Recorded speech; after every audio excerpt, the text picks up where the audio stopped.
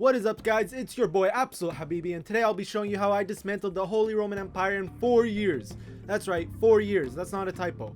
I've tried this a bunch over the last couple days, and I found that Poland benefits from this the most. That being said, it is possible to do with Burgundy, Hungary, and Denmark. Alright, so first thing we do is get a level 1 advisor in every monarch category.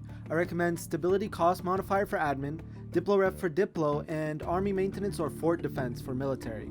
For this campaign, I would prioritize diplo rep over anything else, so if you only find a level 2 advisor for diplo rep, I recommend you take him and go no advisors for the other 2 categories. This is extremely important for what we're trying to do in this campaign. For rivals, I just picked who rivaled me. It's not really relevant. The only thing to remember is to not rival Austria unless Bohemia also rivaled Austria. I'll explain why later in the video. So right off in the start, there are 2 events we are waiting for. The first will be Roman's invasion of Moldavia.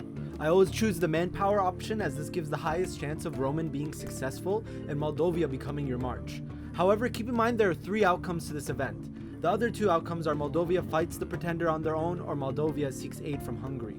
If they seek aid from Hungary, I recommend restarting. The second event we are waiting for is the Personal Union over Lithuania event that gives us our king. This event for some reason can take like 3 years to happen. In this run it took about a year. If it doesn't happen right away, don't worry, just move on to the next step, which is what I end up doing in this video. So in order to dismantle the HRE, you need to occupy the Emperor's capital and every single elector's capital in a direct war against the Emperor. However, if you are allied to an elector and that elector is not allied to the Emperor, you do not need to occupy their capital. What does that mean? This means we need to ally every HRE elector who is not allied to the Emperor. In the 1444 start date, every elector should want an alliance with you if you're playing on normal difficulty. The only problem is that some of the electors rival each other. The way I found to go around this issue is by allying the rival electors before the next month tick. This will make it so both electors are allied to you before they realize that you are allied to their rival. They may want to break alliance at some point, but just improve relations, royal marriage if you can, and worst case scenario, influence their nation or send them a 25 ducat gift. When the Polish-Lithuanian PU event fires, make sure to take Lithuania as a PU. The other option should never be taken unless you're going for a really strong Ruthenia playthrough, but that's for another video.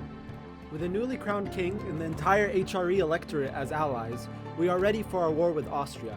So bring back army maintenance, take out a couple loans, and buy 1 big mercenary stack.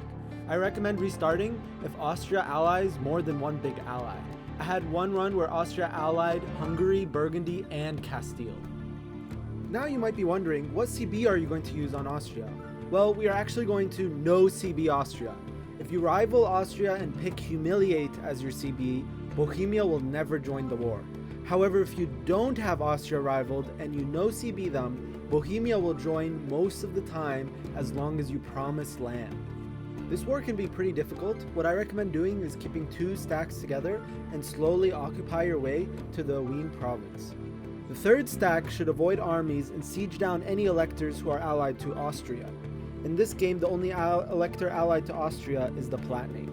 The ideal situation for this war is that we are able to freely siege the capitals we need while our enemies go and siege down our land. Remember to use defensive edict on any forts being sieged. If your enemies start separately sieging provinces, like they're doing here, I recommend taking 1 or 2 of your stacks and wiping out the small sieging armies. This will give us war score, as well as lower the enemy's war enthusiasm. Keep in mind that if Bohemia gets sieged down and is separate pieced, more likely than not, Austria will force annul treaties on them and you will no longer be able to dismantle the HRE. Now that I have occupied Austria's and Palatinate's capitals, we can go into the HRE interface and dismantle the Holy Roman Empire, just like that. No more HRE and no more unlawful territory and no more insane aggressive expansion. And finally, for the peace deal with Austria, I just took whatever I could get. Keep in mind we took 40 plus aggressive expansion with half of Europe because we no CB'd Austria. So even if you win this war super duper hard, don't take land or you'll have a massive coalition coming your way. Now it's time to remove our alliances with the electors and begin setting our sights for expansion. In this campaign I ended the war with about 4 loans, which isn't not bad at all. First time I did this I took about 10 loans, which took much longer to recover from.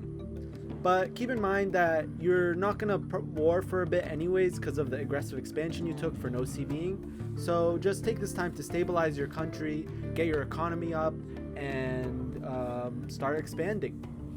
That's all for this video. I hope you guys enjoyed. Smash that like button, smash that subscribe button, and I'll see you in the next video.